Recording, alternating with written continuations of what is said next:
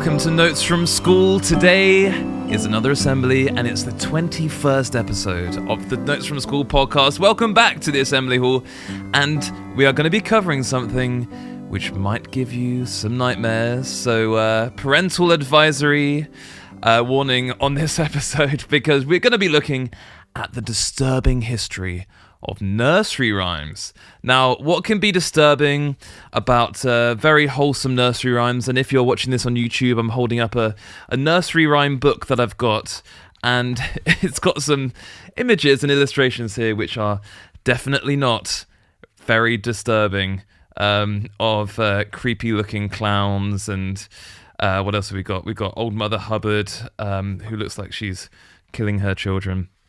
But we've got all that to come in today's episode. So I'm going to be diving into 10 nursery rhyme classics that you'll know from your childhood, or maybe if you are a parent of kids, you may even still be teaching these nursery rhymes to your children.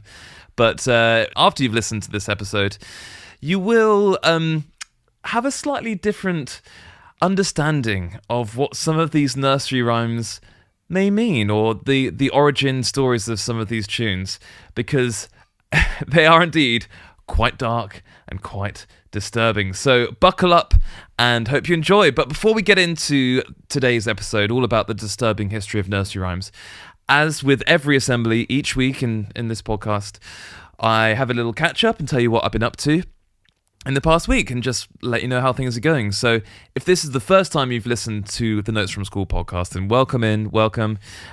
Each week is a different assembly about different topics. I think we might have a guest speaker coming up either next week or the week after. And we have a whole back catalogue of episodes now. We've got 20 episodes you can go back and listen to, including just episodes by myself and episodes with guest speakers as well.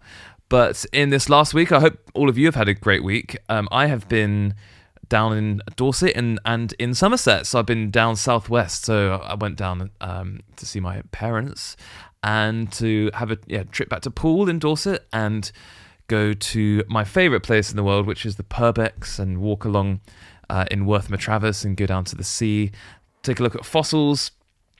Not just talking about my parents, and I go to one of the best pubs in the world called the Square and Compass, which is great, where you get pasties and you can watch the sea. And then went to the Wimborne Folk Festival. It was the most British, or most English specifically, experience I've had in a long time. So you go there and there are Morris dancers and dancers from all different traditions, and there'll be people banging sticks together and shouting, and people with bells on their legs. That was a great scene. I was watching a group of Morris dancers, and one of them had a stick and she kept smashing it on the floor, and there was a little child next to her that just was screaming its head off, and then it started pouring with rain after we'd eaten some sausage rolls and pasties and things and had some cider. So it was about an English experience as you could possibly get. And then the next day I went over to North Somerset to back to Butlins, to Minehead, which I'm also going to this Sunday. So if you are at any of those Butlins events that I've played at, thank you very much for coming along. And as every week, there is some great fancy dress. People are dressed up as in school uniforms. There was a whole group of people dressed up as convicts for some reason. I'm not really sure what was going on there, but they're all chained together as like a chain gang. I said that they hadn't passed their DBS checks, so they're all in chains, but there was someone dressed up as a traffic cone and a lollipop lady. It was great, and we've got a few gigs coming up. So I normally record these episodes on the Tuesday before, so the day before they go out. So as of recording, I'm about to head up to Birmingham on the train and perform at the Symphony Hall, not in the main space, but in their studio. Well, it's kind of not really a studio, it's like the performance area, the performance space. And I think it's about 270 people coming to that, so it should be a lot of fun. By the time you hear this, I would have done the gig, and I'll be quite tired after getting back quite late. The following Saturday, I'm off to Pride Cymru, Cardiff Pride, or Welsh Pride, which is super exciting. I have learnt properly Calan Lan, so I can't wait to sing that, and I hope that it comes across well, and hope people will sing along. And the day after that, I have 2 Glastonbury warm-up gigs at the Tabard Theatre. So if you live in London or anywhere near London, you'd like to come along and see a show, I am doing 2 hour-long shows at the Tabar Theatre on Sunday, the 22nd of June. Tickets are very cheap. Hope you can come along and join me, have a drink afterwards.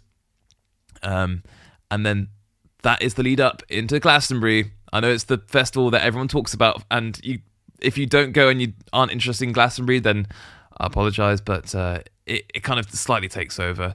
And I think because it's all filmed for the BBC and put on BBC Radio, it is very very popular, and it's in all the news articles and everything. So I'm super excited. I'm doing about 7 shows currently, I think. So I'm doing 1 on the Thursday, 2 on the Friday, possibly 3 on the Friday, 1 on the Saturday, and possibly 2 on the Sunday. So there are secret sets in there as well. I'm not the patchwork secret set on the pyramid stage. A lot of there's an act called Patchwork that is listed 3rd on the pyramid stage, and everyone's been trying to work out who it is. But a lot of people think it's going to be Pulp. Some people have said Lady Gaga, but I can't see that happening. Some people have said Mumford & Sons, and I know that I wouldn't mind. I mean, I've seen them a few times before, but I think a lot of people wouldn't be too happy if it's Mumford & Sons. And also Lewis Capaldi might be doing a return back to the stage. The last time he performed was at Glastonbury in 2023. I was there, but I didn't actually see him because I was watching Jacob Collier, who was on at the same time, who was amazing, so no regrets. But it'd be cool to see him again.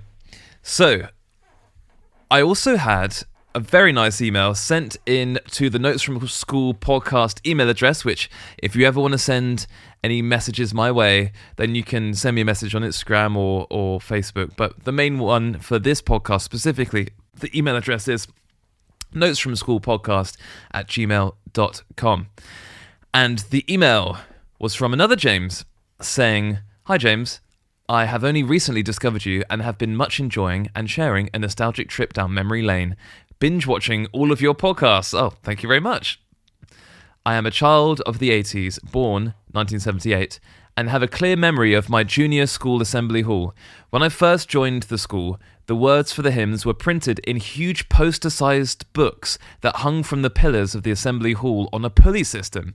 During the assembly, once we had sung a hymn, it was the job of selected children in the upper years to lower these enormous sheets down from the wall on their pulleys until they were laying on the floor and flop these enormous pages over until they found the next hymn that was to be sung. They then hoisted the whole lot back up the wall in time for the singing to start again. There were 2 of these books at either end of the hall. As a youngster, I longed to be old enough that I might have a crack at being the hymn monitor responsible for the raising and lowering of these books. Alas, we returned from one school summer holiday to discover the school had bought hymn books, brackets, I can't remember which ones, and the wall-mounted sheets were confined to history, dashing my chances of becoming one of those selected for this job. I have told people about this memory over the years and have tried looking on the internet, but have never found any mention of these big books of hymn words or anyone else who remembers them from their school days. Thanks for the great nostalgia trip." What a great message, and I love that story. Absolutely amazing story about about those massive hymn books. I'm just very quickly going to try and find the name. It was James, and his name is James Guire. James Guire. Thank you so much, James, for sending in that memory. If you ever had something similar to that, let me know. I know some people have told me that they did not have overhead projectors and they had something similar where it was a just kind of large sheets where people would turn the pages over, but not necessarily something as elaborate as what you had. And quite interesting that you had that. You said you're born in 1978, so you were at primary school during the 80s, so it would have kind of been an era of early overhead projectors, I guess. So interesting that they didn't go for that, and they went for the hymn books as well after that was finished. I would love to see that. It sounds very elaborate and also potentially quite dangerous. So I wonder whether it went out the door after some health and safety checks were established. But I mean, even in the 80s, I think there was still probably a lot of health and safety that was not abided by. So it sounds like an amazing experience, and I'm sorry you never got that chance to be the monitor for those massive hymn books. I also never got the chance to be the overhead projector monitor, so I feel your pain. James. But thank you so much for that amazing memory of your school assembly days. And yeah, as I said, if you do have any memories from school that you would like me to read out on the podcast, then let me know. Just send me an email and we can read it out. So it's about time, I think, to get into something slightly less wholesome. It seems like it should be, but we're going to get into this story of the background for nursery rhymes. Okay, so the idea of this episode came from a collection of books that I've been helping out with, which, if you are watching the video, then I've got a very, very nice little book called The Little Library of Nursery Rhymes. There are 5 books here, and I'm not going to be talking about any of these nursery rhymes, actually. So each book is based on a different nursery rhyme. So we've got If You're Happy and You Know It, and it's a picture book, and on the back is a large QR code, and if you scan that, it's me playing the piano and singing these nursery rhymes. So you've got If You're Happy and You Know It. We've got 10 in the bed, and the little one said. There might be something dark behind that one, I'm not sure. We won't get into that one. Polly put the kettle on. Here we go. Polly put the kettle on. Polly put the kettle on. We'll all have tea. Suki, take it off again. Not the most inventive lyrics. I'm a little teapot, short and stout. And on the front it says, with free sing-along audiobook featuring James Partridge. QR code included. Okay, we've got I'm a little teapot and 5 little ducks. 5 little ducks. That's quite a good one, actually. 5 little ducks went swimming one day over the hill and far away. Mother duck said quack, quack, quack, and only 4 little ducks went back. That maybe it is disturbing. Who knows? So this all came from a company called Sweet Cherry Publishing, who I have been writing a book for. So I've been writing an original children's fantasy book called Dahlia Jones and the Magic Piano, which should be coming out later on this year. And they said, we're actually putting out a collection of little nursery rhymes for children. This is ages... Well, it doesn't actually say the ages, but I guess it can be for anyone. But they said, would you be up for recording some backing tracks so that people can listen to them? And I said, yeah, that sounds good. And then I was thinking about some of the other nursery rhymes that I grew up with. And I'd heard rumours that some of them had a bit of dark history behind them. And I've done a bit of research, and this is what we're going to get into today. So here are 10 very slightly disturbing histories of nursery rhymes. We're going to talk about plague, murder, political unrest and taxation, classic stuff for children. And I don't know, I think, behind every skipping rhyme and bedtime jingle, there might just be a decapitation. But most of the stories behind these are theories that have been kind of put together rather than a kind of a solid history. So it definitely goes to show that a lot of people have been spending a fair bit of time thinking about how dark these nursery rhymes are. I'm not quite sure why there is something particularly frightening about finding the hidden history behind these nursery rhymes. But I think taking something that is very wholesome and part of our childhoods and subverting it, that's a trope that we have in horror films called subverted innocence. So you might have Chucky or, the little twins in The Shining, and, when children do creepy things, that is the basis for most horror films ever written, essentially. So let's start it off with this one. Okay, I've got my trusty piano here in the assembly hall, and we're going to sing Ring a roses, a pocket full of posies, a tissue, we all fall down. Excellent, very nice. But did you know it's not about children dancing in a circle necessarily? Here's the picture. The main theory about this song, Ring a Roses, is that it's actually about the Black Death outbreak of the 1340s and 50s. And that pandemic, one of the worst pandemics, I think possibly the worst pandemic that has ever occurred, between 75 to 200 million people died during the Black Death, which at the time I think was something like a third of the world's population, which is absolutely insane. And the lyrics, Ring a roses, pocket full of posies, a tissue, all fall down. The roses allegedly, this is the theory, were linked to the ring of rashes. The ring of rashes you might have got in a plague, and I think, but that symptom actually is more from the Great Plague of the 1600s rather than the Black Death, because the symptoms were slightly different in the Black Death. A pocket full of posies. This is something that has happened over the centuries in the past. So to cover up the stench of corpses and other things that were lying in the street, people would stuff their pockets full of flowers or posies, and that would be to cover the smell. And a tissue, we all fall down, sneezing, a symptom, and falling down, well, you kind of get the idea. But, however, the theory can be slightly burst, because if it is about the Black Death, then the symptoms are not quite right, because the main symptoms of the Black Death were not sneezing, but they were actually these horrific kind of large warts that were all over the bodies called buboes, and the infected people in the Black Death would have experienced nausea, vomiting, and fever, but not sneezing necessarily. But here's the twist: there's no evidence that actually goes back that far as a folk song. So the first time in England that it appears in print, according to historians, is actually 1881, so in the 19th century. So the whole plague theory is possibly folklore about folklore. So it's kind of a historical fan theory. And another part of that was this old story that children used to dance around the bodies of those that had died, maybe as part mockery. I'm not sure, but anyway, it's fun to imagine toddlers dancing around a metaphor for, that could be a metaphor for mass mortality. I don't know, but let's move swiftly on to Mary, Mary, quite contrary. How does your garden grow? With silver bells and cockle shells and pretty maids all in a row. Seems to be quite a nice tune, all about gardening.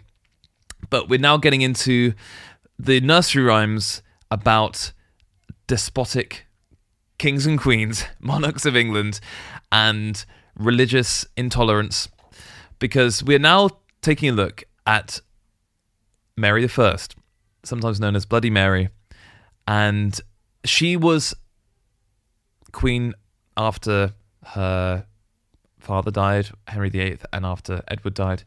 And she was known for kind of trying to reverse the Reformation, so to bring back Catholicism.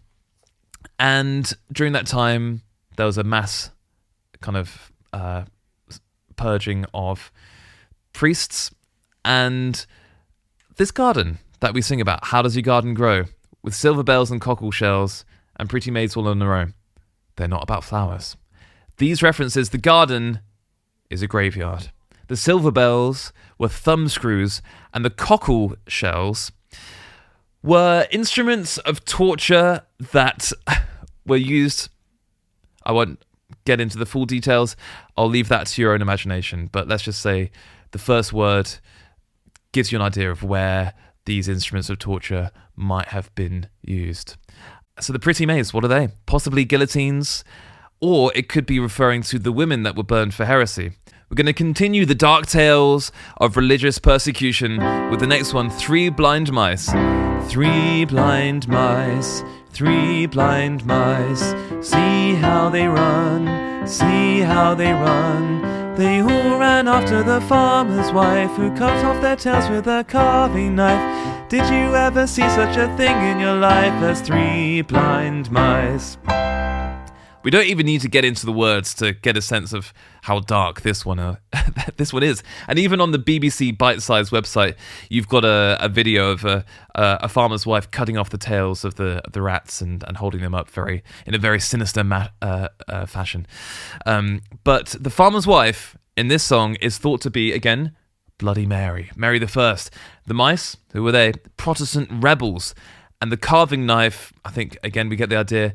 And this is the execution of three nobles who were plotting against her. Those nobles allegedly are the Oxford Martyrs. So the Oxford Martyrs were three Protestant bishops that Mary I had burnt at the stake for opposing Catholicism.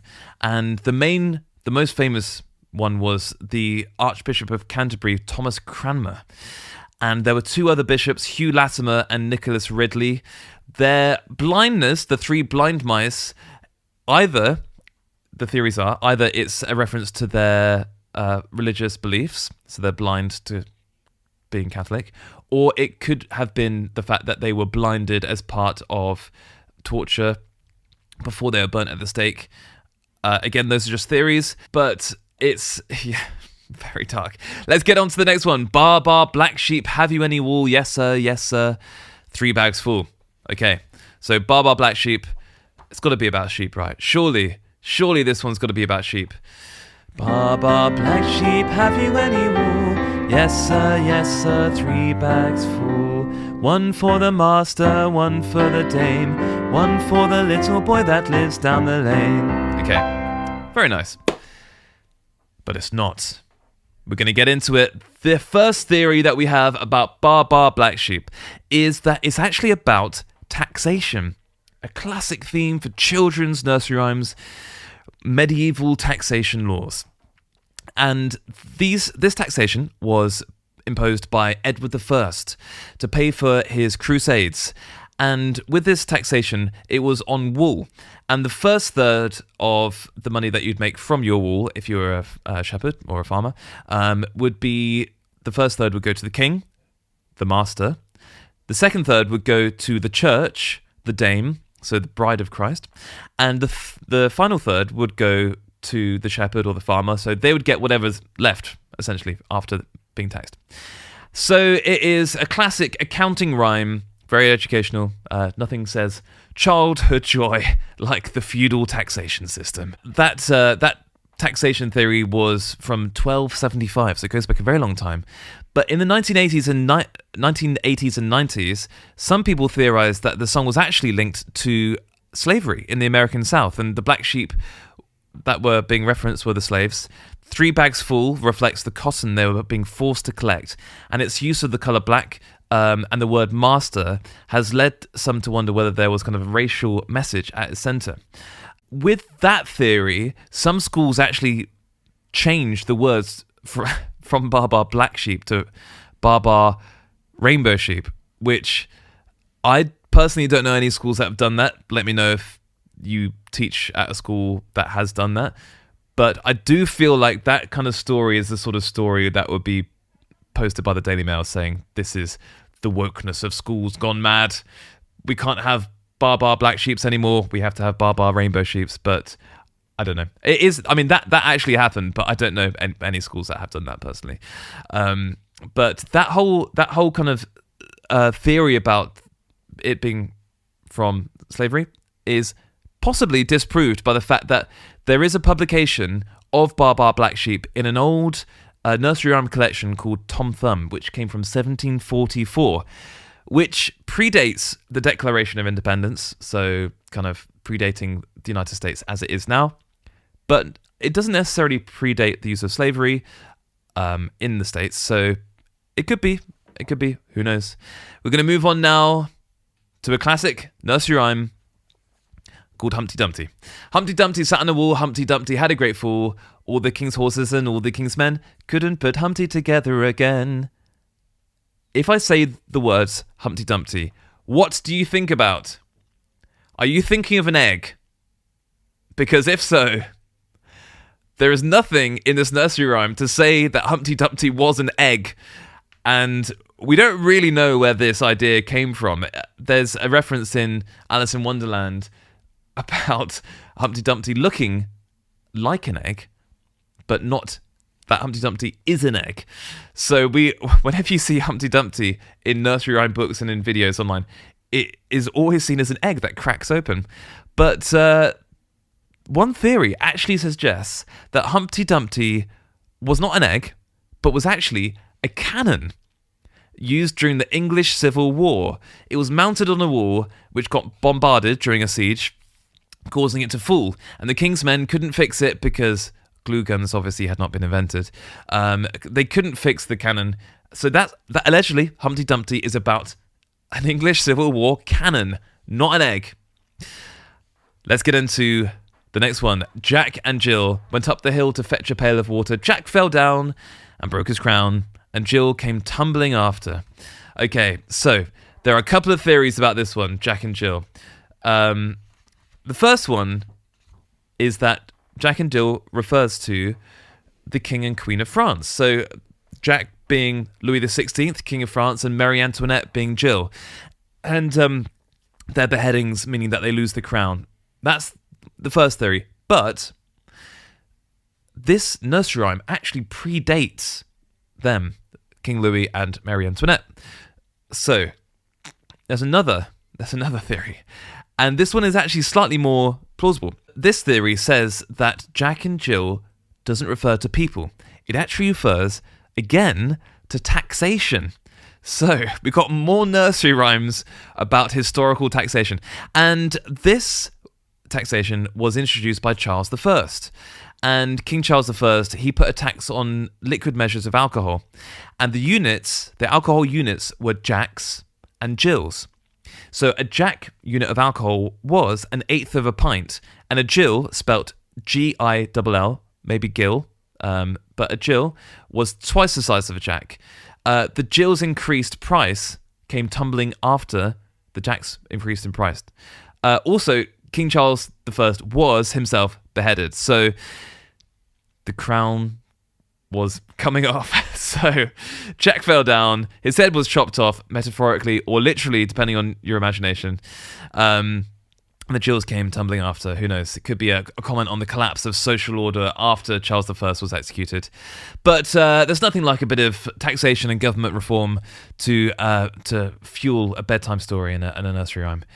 Okay, the next one is Oranges and Lemons. I'm going to sing this one for you, so if you remember it from your school days, feel free to sing along. It goes... Oranges and lemons, say the bells of St. Clements. You owe me 5 farthings, say the bells of St. Martin's.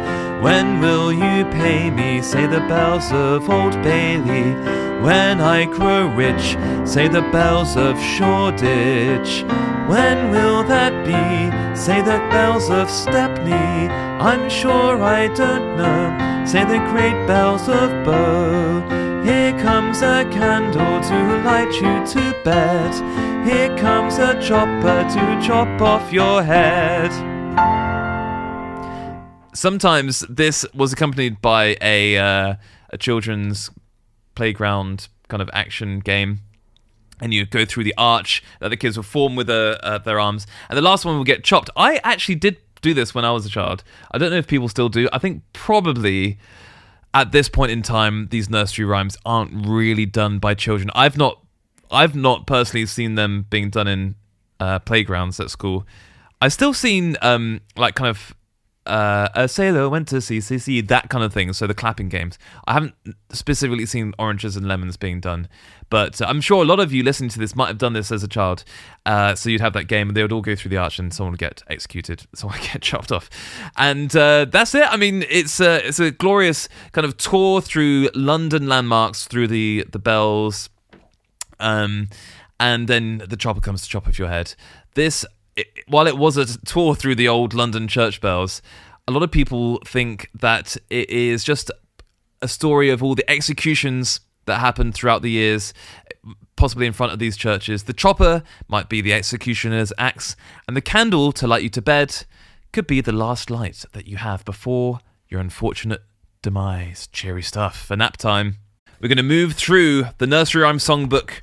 There are a lot of nursery rhymes, and I'm sure a lot of them have interesting stories. We've got Boys and Girls Come Out to Play. Here we go round the mulberry bush, which I know was about a Victorian prison and the female inmates circling a mulberry tree. I think that was there. Again, we've got this terrifying illustration of a mother bathing all her children and a cat trying to get away. Lucy Lockett, Lavender's Blue, Hey Diddle Diddle, Hickory Dickory Dock, Old King Cole, and Michael Finnegan. Great tune, by the way, Michael Finnegan. We're going to get on to Goosey Goosey Gander. This is number 8 out of the 10 nursery rhymes today. So I'll sing you a bit of Goosey Goosey Gander. Whither shall I wander? Upstairs and downstairs and in my lady's chambers. Then we get onto some darker lyrics. Here we go.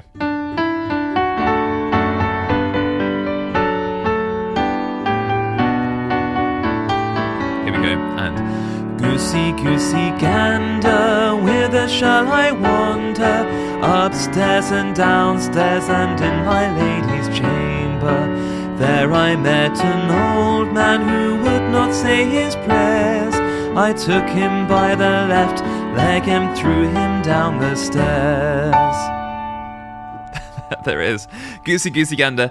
In the book, the illustration here is of a crazy looking woman with a massive frog who's about to splat it on the floor or on a toe or on a goose. I'm not really sure what's happening there. But Goosey, goosey, gander. I mean, just the title of it sounds like it should be quite a nice, fun, light-hearted tune. You know, it's alliterative, sounds innocent enough, but then that final little bit of the verse. There I met an old man who wouldn't say his prayers, so I took him by the left leg and threw him down the stairs. Cheerful. These original lyrics they were first written down in 1784, but the lyrics were slightly different. Goose, goose, gander, whither shall I wander? Upstairs and downstairs and in my lady's chamber. There you'll find us a cup of sack and a race of ginger. Okay, so it seems like it's quite a nice tune about your goose looking for food. But then with that change, there I met an old man who wouldn't say his prayers, so I took him by the left leg and threw him down the stairs. The whole vibe changes. The last lines allegedly come from a school children chant, where these sadistic kids were pulling the legs off of a crane fly, or daddy long legs as we call them in the UK. That chant was, old Father Longlegs couldn't say his prayers, so I took him by the left leg and threw him down the stairs, as you're ripping off the legs of a daddy Longlegs. Classic bit of animal harm. This could be a reference with the whole thing of getting a old man and throwing him down the stairs because he doesn't say his prayers. Could be a reference again to the persecution or some religious persecution, but this time the religious persecution of Catholics in Protestant England, when the Catholics were actually hidden in priest holes. So that was around the time of the Reformation, so it actually predates Mary I. When Henry VIII wanted a divorce, obviously, you know, I'm sure most of you listening to this will know the story of the Reformation, but there were priest holes built into houses so that priests could hide from... The Catholic priests could hide from those that wanted to get rid of them. And if they were found in a priest hole, they were forcibly removed, and it usually would not be a happy ending for them. They might get thrown down the stairs, they might get set alight, you never know what will happen. So that's Goosey Goosey Gander, a classic bedtime ditty, especially if your bedtime stories include histories of religious intolerance alongside some animal cruelty. Rockabye Baby is... again, one that you wouldn't think would have a dark history. Rock-a-bye baby on the treetop. When the wind blows, the cradle will rock. When the bough breaks, the cradle will fall. And down will come baby, cradle and all. Although, when you do listen to the lyrics, it's a bit dark, isn't it? Might raise a few eyebrows, but... I'm not sure putting a baby in a cradle on a treetop was necessarily a good idea. The health and safety people from that shut down James's school in that had the lyrics hanging from the ceiling, they would not be happy with a baby on a treetop. There are lots of different interpretations of this one. Some suggest that the lyrics are a metaphor for the political instability of the time, the baby being a royal heir, and the cradle being a wobbly throne. Others think it might be a cautionary tale for mothers of children. Don't let your childcare decisions be guided by squirrels. That's all I've got to say. Now we're on to the final nursery rhyme. This is London Bridge is Falling Down. London Bridge is falling down, falling down, falling down. London Bridge is falling down, my fair lady. Okay, so we can already tell we're off to a good start. A bit of architectural maintenance gone wrong. But it's actually kind of a musical disaster report. It might refer to the many times the real London Bridge suffered damage and had to be rebuilt. Or it could refer to something from even further in history. This nursery rhyme could be referring to the Viking invasion of England in 1014. And this link was posited by a Victorian historian called Samuel Lang, who wrote that the song described the Viking raid by Olaf II, who pillaged London in 1014, so predating the Battle of Hastings by about 50 years. And the origin of these words come from an Icelandic medieval collection called HUMPTY. And this Icelandic medieval collection had lots of Norse songs in it, and one of the verses was translated to read these words: London Bridge is broken down, gold is won and bright renown, shields resounding, war horns sounding, Hild is shouting in the din, arrows singing, mailcoats ringing, Odin makes our Olaf win. London Bridge is broken down, gold is won and bright renown, shields resounding, war horns sounding, Hild is shouting in the din, arrows singing, mailcoats ringing, Odin makes our Olaf win. It almost 100% never sounded like that, but the lyrics were translated to be like that. Another very grim theory for London Bridges falling down also links to human sacrifice.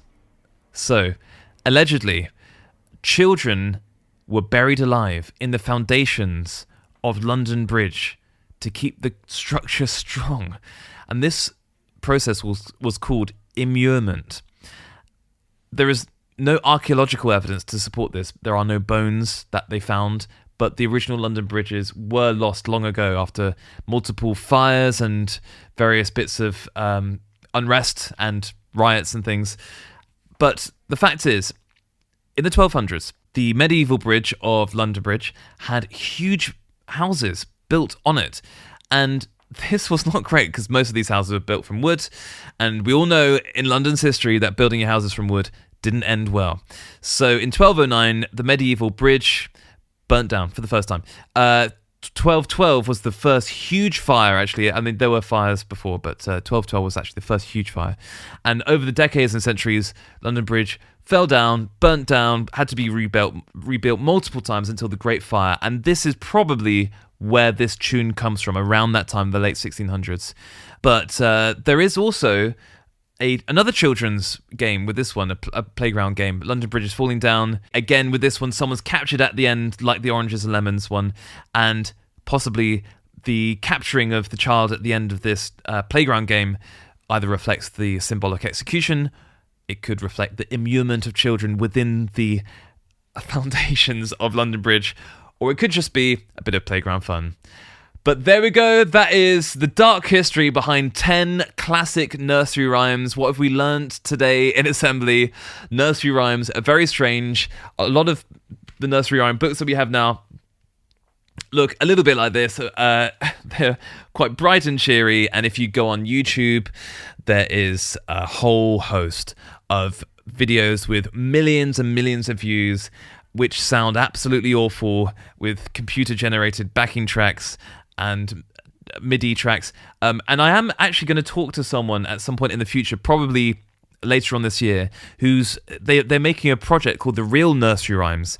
And this project is going back to the folk roots of these nursery rhymes, not necessarily with the dark backgrounds, but re-recording a lot of the nursery rhymes with original lyrics and with more folk-inspired instruments. But that hopefully will be a guest in a future episode.